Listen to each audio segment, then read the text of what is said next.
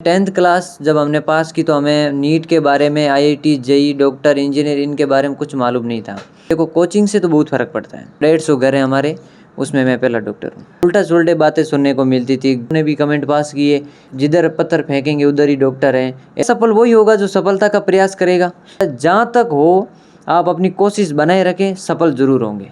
उन्होंने हमारे ब्रेन को इस तरह से प्रिपेयर किया था कि हम थके नहीं और लगातार पढ़ते रहें।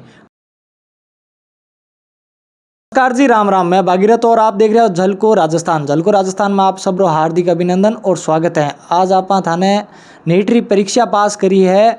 मान जी विष्णोई भी आपने बात करासा और बिहार जीवन रे बारे में आपने बात बतासा और बे जीवन रे मैंने कितो कुछ संघर्ष करियो और नीट री परीक्षा किया पास करी। आप अभी तक झलको ऐप है जिको डाउनलोड नहीं करियो तो डाउनलोड कर लिया। मेरा नया नया वीडियो है जिका आप सामने जल्दी आ जाइए झलको ऐप पर। नमस्कार भाई साहब, झलको राजस्थान में आपरो हार्दिक अभिनंदन और स्वागत है। नमस्ते। पहला तो आप परिचय और जीवन रे मैंने आप पढ़ाई ने लेर पूरा मतलब नीट री परीक्षा आप उत्तीर्ण करी हो बीर बारे में विस्तार में बताओ। मेरा नाम हनुमान गोदारा, बाड़मेर दोरिमना तहसील से हूँ। मैं दोरिमना के अंदर गुणसाणियों की ढाणी से हूँ। मेरे पापा नॉर्मल फार्मर है, एक होटल पे काम भी करते हैं और साथ में खेती का काम भी चलता है। मैंने 10वीं तक तो अपने दोरिमना Shiv Shakti senior secondary school से पास की, उत्तीर्ण की थी। उसके बाद में 11th क्लास के लिए मैं सिक्कर गया था। सिक्कर में एक कोचिंग है गुरु कृपा, जिसको हम कहते हैं GCI, वहाँ से कोचिंग की और फिर इस साल मेरे 615 नंबर आए नीट में। ऑल इंडिया रैंक है 14,815। अभी काउंसलिंग होगी तो कॉलेज हमें मिलेगी। तो पहले से ही हमें 10th क्लास जब हमने पास की तो हमें नीट के बारे में, आईआईटी, जेई, डॉक्टर, इंजीनियर इनके बारे में कुछ मालूम नहीं था। लेकिन मेरे चाचा के लड़कों ने वो कह रहे थे कि हम नीट की तैयारी करते हैं, डॉक्टर बनना है।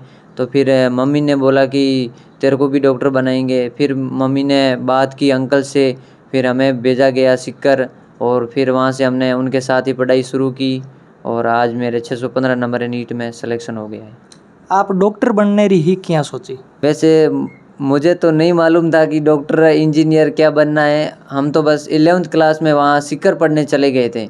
फिर हमें वहीं से एडमिशन मिला, नीट का कोर्स शुरू कराया गया और उसके बाद में धीरे धीरे पता लग गया कि भाई डॉक्टर की तैयारी करनी है, नीट की तैयारी करनी है। तो फिर हम बस उसमें जुट गए। हमने कुछ ज़्यादा सोचा नहीं कि डॉक्टर बनना है, ये बनना है, वो बनना है। आज कई स्टूडेंट है जिका क्या मतलब तैयारी आप मतलब कोचिंग नहीं करा, कोचिंग बिला भी आप तैयारी कर सका, वो तो फर्क पड़े कोचिंग करने से? वो स्टूडेंट पे डिपेंड करता है कि तैयारी खुद करे या फिर कोचिंग से। देखो कोचिंग से तो बहुत फ़र्क पड़ता है। कोचिंग हमेशा अपन को उस एग्ज़ाम के प्रति, उससे तैयारी के प्रति अपन को हमेशा प्रिपेयर रखती है और हमेशा फोकस उस पर बनाए रखती है। जैसे कोचिंग के टीचर होते हैं तो अपन को पढ़ाते हैं तो हमेशा वो नई चीज़ बताते हैं कि आपको कैसे पढ़ना है, कैसे अपन जीवन शैली रखनी है, किस तरह के दोस्त बनाने हैं, किस तरह से उस चीज़ों को पढ़ के ट्यूशन करके कौन सी गाइड सोल्व करनी है। तो कोचिंग के टच में होंगे तो नीट को क्लियर करना बहुत ही ज़्यादा आसान है और सेल्फ स्टडी से कर सकते हैं, लेकिन उसमें पहले कोचिंग करना बहुत ज़रूरी होगा। उसके बाद में यदि अपन को लग रहा है कि मुझे कोचिंग की ज़रूरत नहीं है तो फिर अपन सेल्फ स्टडी से भी कर सकते हैं। ऐसा नहीं है कि सेल्फ स्टडी से नीट क्लियर नहीं होगी, हो सकती। लेकिन कोचिंग में मतलब कहीं कुछ बेनिफिट मिला अपन? कोचिंग में बहुत ज़्यादा बढ़िया बेनिफिट होता है। सबसे पहली बात होती है कि कोचिंग जाने से हमेशा अपन सब्जेक्ट के और उस तैयारी के टच में रहेंगे। टीचर से बात करेंगे, टीचर से अपनी प्रॉब्लम शेयर करेंगे, टीचर भी अपन को नए तरीके बताएंगे।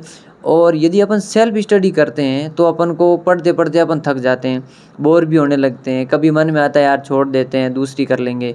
कभी घर वालों की याद आ जाती हैं, तरह तरह की बातें याद आती। लेकिन कोचिंग में यदि अपन रहेंगे तो टीचर हमेशा अपन को पॉजिटिव बातें करेंगे, हमेशा अच्छी वे में बात करेंगे, सिलेबस के बारे में बताएंगे, आज कितना पढ़ना है, आगे क्या करना है, कैसे टेस्ट होंगे। तो उन चीज़ों से अपन को कनेक्ट करके रखते हैं, जोड़ के रखते हैं। तो फिर कोचिंग की वजह से और बढ़िया टीचर के गाइडेंस से अपन को ये बाहर के वातावरण की जो बातें होती है वो नहीं मन में आती कि भाई। आप कितना टाइम बढ़ तैयारी करी? 11th-12th के साथ मैंने फाउंडेशन किया था, फिर उसके बाद मैंने चौथे अटेम्प्ट के अंदर नीट को क्लियर किया है।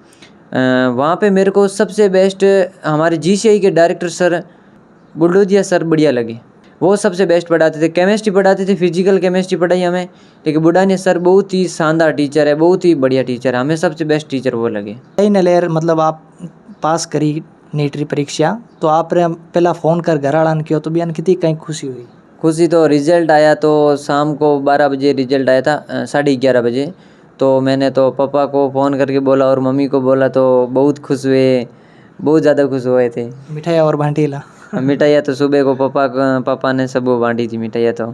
आप घर में नौकरी लगने वाला पहला इंसान हो या और भी मतलब नौकरी लग? मेरे चाचा जी यूडीसी में है अच्छा। और उसके अलावा मैं लगा हूँ। और मेरे गुणसाणियों की ढाणी के अंदर यदि मैं पहला डॉक्टर हूँ। 150 घर हैं हमारे, उसमें मैं पहला डॉक्टर हूँ। आप डॉक्टर बनने के बाद में पहली सेवा है जी की कट देना चाहो? तो वो तो मुझे सबसे बढ़िया तो लग रहा है मेरा गांव, कि गांव में ड्यूटी दूं तो अच्छा होगा। मेरे गांव में गवर्नमेंट हॉस्पिटल है, कभी कभी हमें उधर जाना भी पड़ जाता है। तो मैंने गांव के हॉस्पिटल में ये देखा है कि वहाँ न तो कोई डॉक्टर उपलब्ध होते हैं और कभी कभार उपलब्ध होते हैं तो वो पेशेंट को पेशेंट की तरह नहीं देखते हैं। वो नॉर्मली देख के उनको नॉर्मल टेबलेट लिख के दे देते हैं। ऐसा नहीं उनकी पूरी समस्या को पूछे और ढंग से बात करें। न वहाँ पे पूरी टेबलेट अवेलेबल हो पाती है, न वहाँ कोई बढ़िया व्यवस्था है। तो मैं चाहता हूँ कि मेरी पोस्टिंग मेरे गांव में ही हो और मैं इन समस्याओं को सुधार करूँ और गांव में जो चिकित्सालय की व्यवस्था है उनमें और सुधार करके लोगों को अच्छी से अच्छी सुविधा प्रदान कर सकूँ। आप इरो श्रेय है जी को किन देना चाहो आज? सबसे ज़्यादा श्रेय तो मेरे मम्मी पापा को देना चाहता हूँ, क्योंकि मेरे मम्मी पापा ने जो मेरे ऊपर विश्वास किया ना, उतना विश्वास तो किसी ने नहीं किया है। क्योंकि मम्मी पापा सपोर्ट करेंगे तो ये हम एक बच्चा आगे कुछ अपना सपना पूरा कर पाएगा। फिर उसके बाद मेरे ताऊ जी मेघाराम जी गोदारा ने सपोर्ट किया, जिन्होंने मेरा पूर्ण रूप से आर्थिक सपोर्ट दिया। और आप कितने टाइम सु घर सु बांड रेर पढ़ाई है जी की करी? 7 साल से। और कई लोग है जी का मतलब 92,000 पढ़ाई करे बीर, आप बीर बारे में आप कहीं कुछ कहना चाहो बारे? विदेश में जाके लोग पढ़ रहे हैं, ठीक है, उनका जुनून है। यदि उनका नीट में नहीं हो रहा है, बार बार अच्छा स्कोर हो रहा है, लेकिन नीट के अंदर कट ऑफ जितनी जाती है उसके हिसाब से उनके मार्क्स नहीं आ रहे हैं और उनको डॉक्टर बनना है, यदि वो बाहर जाके पढ़ रहे हैं तो वो तो बढ़िया बात है। लेकिन कुछ लोग ऐसे माहौल देख के जाते हैं कि हमें भी डॉक्टर बनना है, नंबर नहीं आ रहे, इतनी ज़्यादा रुचि भी नहीं है, तो फिर वो बाहर जाके वापस MBBS करते हैं। तो उसमें तो मुझे कुछ ज़्यादा फ़ायदा नहीं लगता। लेकिन हाँ, जो बच्चा यदि पढ़ रहा है, चाहे बाहर हो चाहे अंदर हो, MBBS करे और वो यदि देश के लिए एक बड़ा अच्छा डॉक्टर बने, कुछ विकास करे, लोगों की कमियों को पूरा करे, उन्हें पूर्ण रूप से उन्हें से मुक्ति दिलाए, ऐसे अच्छे डॉक्टर बने, तो वो सही चीज़ है, कोई दिक्कत नहीं है उसमें। और भी आप रे जीवन रे मायने पढ़ाई ने लेर कहीं कुछ समस्या आई बीच? देखो, पढ़ाई जब मैंने की तो समस्या तो बहुत थी। आर्थिक स्थिति से हम अच्छे नहीं थे। ताऊ जी ने हमारी पूर्ण रूप से आर्थिक रूप से हेल्प की, मेरा पूरा खर्चा ताऊ जी ने दिया। और उसके बाद में मैंने एग्ज़ाम दिए तो मैंने चौथे अटेम्प्ट में ये नीट क्लियर किया। उससे पहले 3 साल तक मैं घर में केवल दीपावली की छुट्टियों में जाता था। तो उस टाइम भी मतलब उल्टा सुल्टे बातें सुनने को मिलती थी, घर के परिवार के लोगों से भी मिलती थी, दूसरे लोगों से भी मिलती थी। क्योंकि हर बार एग्ज़ाम में ऐसा होता था कि कट ऑफ जा रही है 530, तो मेरे नंबर आ रहे 529। तो ऐसा 1 नंबर से भी कभी रहा हूँ, कभी 30 नंबर से रहा हूँ, कभी 20 से रहा हूँ। तो 2-3 साल मेरे साथ ऐसी घटना घटित हो रही। तभी लोगों के यही कमेंट थे कि तुम प्राइवेट भी नहीं कर सकते, क्योंकि 60-65 लाख रुपए लगेंगे इंडिया में, तुम्हारी मतलब हैसियत भी नहीं है इतनी, तुम छोड़ दो। मतलब ताना भी सुनने? हाँ, ताने बहुत सुनने को मिले। और सबसे ज़्यादा ताने, देखो मैं तो घर पे रुका नहीं, न मेरे पास कोई मोबाइल था जहाँ पढ़ता था मैं। तो ताने सबसे ज़्यादा तो मम्मी पापा को सुनने पड़े और सबसे ज़्यादा मम्मी को सुनने पड़े, क्योंकि लोग बहुत सुनाते थे। वहाँ आसपास की औरतें और वो पड़ोसी बोल देते हैं ऐसे, तो वो ऐसे सुनाते थे कैसे डॉक्टर बनेगा, कहाँ पैसे है, कुछ भी नहीं होगा तुम्हारा, ये वो BA कर लो, B.Ed कर लो और कुछ कर लो, नीट में पैसे लगेंगे, डॉक्टर नहीं बन पाओगे, हमारे अब तक तो कोई डॉक्टर नहीं बना, अब कैसे बन जाएगा। तो ऐसे बहुत सारी बातों को सुनने को भी मिला।